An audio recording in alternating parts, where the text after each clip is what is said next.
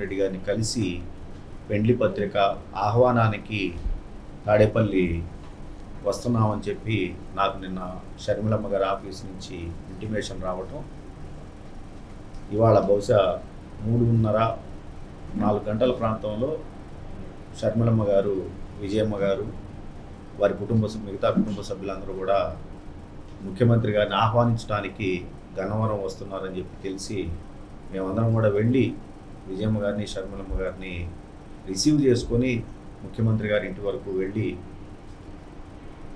ఆ పెండ్లి పత్రిక ఆహ్వానం అయిన తర్వాత మళ్ళీ తిరిగి వాళ్ళందరినీ కూడా గన్నవరం ఎయిర్పోర్ట్ వరకు కూడా సాగనంపే కార్యక్రమానికి ఇవాళ మేము చేయటం జరుగుతాం అని చెప్పి తెలియజేసుకుంటాం.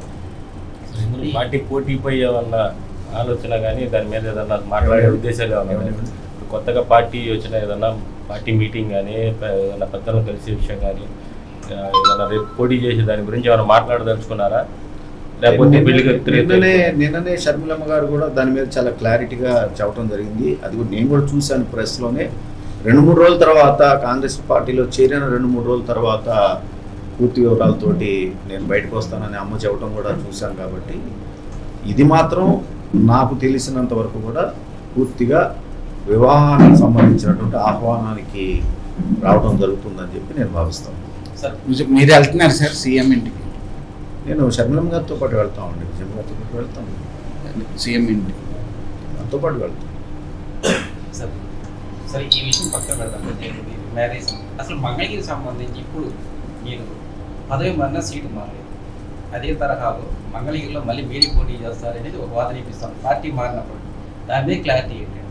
అంటే నేను ముందే చెప్పున్నానండి, షర్మిలమ్మ గారి బాటలో నేను నడుస్తాను అని. దానికి ప్రధాన కారణం మేమందరం కూడా కాంగ్రెస్ పార్టీ నుంచే వచ్చిన వాళ్ళం. ఇవాళ తిరిగి షర్మిలమ్మ గారు కాంగ్రెస్ పార్టీకి వెళ్తానని చెప్పేసి చెప్పటం, షర్మిలమ్మ గారు రేపు ఉదయం సోనియా గాంధీ గారి దగ్గర, రాహుల్ గాంధీ గారి దగ్గర, మల్లికార్జున ఖర్గే గారు అలాంటి పెద్దలందరి సమక్షంలో ఢిల్లీలో కాంగ్రెస్ పార్టీలో చేరుతున్నట్లుగా మనందరం కూడా వార్తల ద్వారా తెలుసుకుంటా ఉన్నాం. అది అయిన తర్వాత నేను కూడా షర్మిలమ్మ గారి సమక్షంలో ఆంధ్రప్రదేశ్లో కాంగ్రెస్ పార్టీలో చేరాలని చెప్పేసి భావిస్తున్నాను. తర్వాత రెండవది కాంగ్రెస్ పార్టీ అనేది మరి స్వతంత్రం రాకముందు నుంచి ఉన్నటువంటి పార్టీ భారతదేశంలో. అలాంటి పార్టీకి సంస్థాగతంగా పూర్తి బాడీ అనేది ఉంటుందనేది కూడా మనందరికీ తెలిసిందే. ఏఐసి మనకి సంబంధించి ఏఐసి కానివ్వండి, పిసిసి మనకి సంబంధించి పిసిసి అధ్యక్షులు రుద్రరాజు గారు కానివ్వండి, తర్వాత కార్యవర్గ సభ్యులు అందరూ కూడా ఉంటారు. వాళ్ళందరి సమక్షంలో షర్మిలమ్మ గారి దగ్గర చేరతాము. దాని తర్వాత నిర్ణయాలు ఉంటాయి. సాధారణ ఎన్నికల సమయాల్లో మరి 175 స్థానాలకి, అదే అసెంబ్లీ స్థానాలకి, అదేవిధంగా 25 పార్లమెంటు స్థానాలకు కూడా కాంగ్రెస్ పార్టీ పోటీ చేస్తుంది. కాబట్టి దాంట్లో ఆ రోజు ఆ పెద్దలు ఎలాంటి నిర్ణయాలు తీసుకుంటే ఆ నిర్ణయాలకు కట్టుబడి ఉంటాం అనేది కట్టుబడి ఉండాలని నేను భావిస్తాను. సార్, ఒకవేళ మేడం గారు గోహెడ్ అని మిమ్మల్ని అన్నారు, గోహెడ్ మీన్స్ మీరు మంగళగిరి పోటీ చేయండి అని అదే అన్నా అండి. మేడం గారు, షర్మిలమ్మ గారు అనాలన్నా ఎవరు అనాలన్నా ఒక కమిటీ కూర్చొని నిర్ణయాలు తీసుకుంటారు కదా, ఆ నిర్ణయాల ప్రకారం వెళ్తామని చెప్పేసి నేను తెలియజేసుకుంటాను. కాంగ్రెస్ పార్టీ వచ్చినప్పటికీ టీడీపీకి మద్దతు ఇచ్చే విషయంలో ఉన్నట్లుగా కొంత సమాచారం తెలుస్తుంది సార్. అసలు కాంగ్రెస్ పార్టీ వస్తే తెలిపే అవకాశాలు ఉన్నాయంటారా లేవంటారా? నాకు తెలియదండి, అలాంటిది ఉండదని చెప్పేసి నేను వ్యక్తిగతంగా భావిస్తాను. కాంగ్రెస్ పార్టీ టీడీపీ పార్టీ కలుస్తుందని చెప్పి నేనైతే భావించట్లేదు. వ్యక్తిగతంగా అలా ఉంటుంది అని చెప్పి నేనైతే అనుకున్నాను. సార్, మీరు షర్మిల గారితో కలిసి నడుస్తారంటున్నారు. దట్ మీన్స్ ఏంటంటే 170 నియోజకవర్గాల్లో మీరే మానిటరింగ్ చేస్తారా, ఓన్లీ మంగళగిరి కేంద్రంగా పనిచేస్తారు? అదే అంటున్నా ఉన్నా, నేను కొత్తగా చేరబోతా ఉన్న పార్టీలో ఇంకా చేరలా. నాకన్నా మరి ఎన్ని ఒడిదుడుగులు ఎదుర్కొంటా కూడా కాంగ్రెస్ పార్టీ నడుస్తూనే ఉంది. అందులో నాయకులందరూ కూడా పనిచేస్తూనే ఉన్నారు. వాళ్ళ తర్వాత వరుసలోనే ఉంటాను, కానీ వాళ్ళకన్నా ముందు వాళ్ళతో సమానంగా ఉండాలని కోరుకోవడం కూడా కరెక్ట్ కాదనేది నా భావన. ఆ రోజున ఆ కాంగ్రెస్ పార్టీ పెద్దలు ఏ నిర్ణయం తీసుకుంటే ఆ నిర్ణయం ప్రకారమే పనిచేసుకుంటాను. సార్, ఫస్ట్ ఎమ్మెల్యే మీరే కదండి పార్టీలోకి వెళ్ళి? నేనేనండి, ఆంధ్రప్రదేశ్ నుంచి. ఇప్పటి వరకు మరి ఇంకెంతమంది వస్తారో నాకైతే ఐడియా లేదు.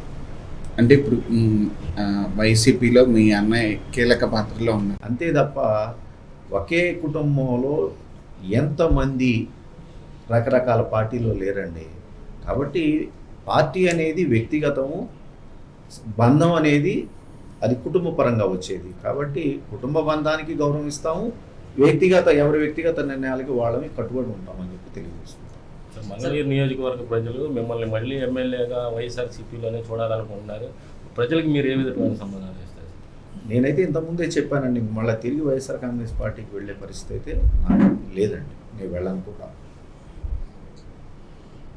మరి ఇప్పుడు ఓటుకు నోటు కేసులో మీరు రేవంత్ రెడ్డి మీద కేసు, చంద్రబాబు నాయుడు మీద రేవంత్ రెడ్డి మీద కేసు వేసి ఇప్పుడు కాంగ్రెస్ పార్టీలో చేస్తున్నానంటున్నారు. మరి వాళ్ళు కలిసి వచ్చే అవకాశం ఉంటుందంటారు?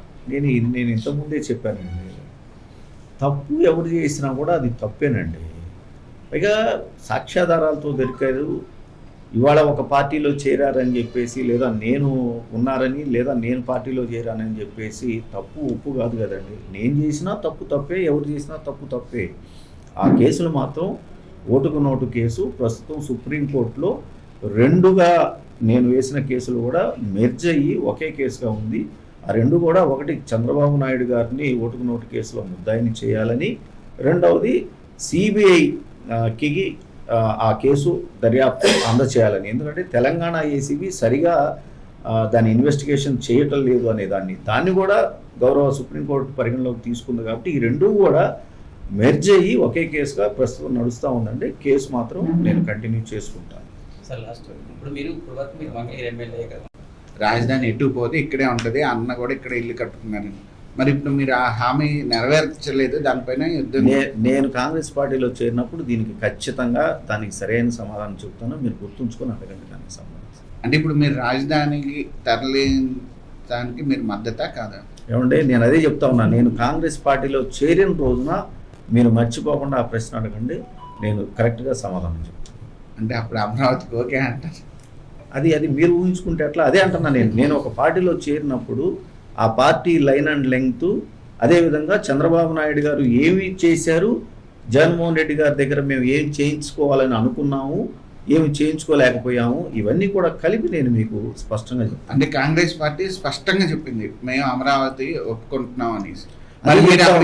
నేను అదే చెప్తా ఉన్నానండి.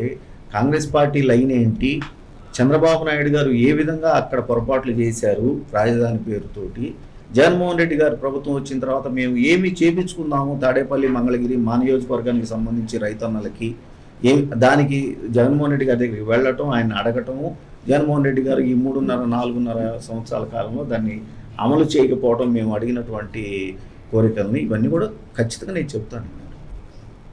రేపు కాంగ్రెస్లో చేరిన తర్వాత మీరు అడగండి, ఖచ్చితంగా చెప్తాను. అదే నా ఆంధ్ర రాష్ట్రంలోని కట్టబెట్టే విధంగా యోచనలో ఉన్నట్టు కొంత సమాచారం నాకు తెలియదండి. నేను ఇంతకుముందే చెప్పా, ఏమంటే నేను కాంగ్రెస్ పార్టీలో ఇంకా చేరతాను.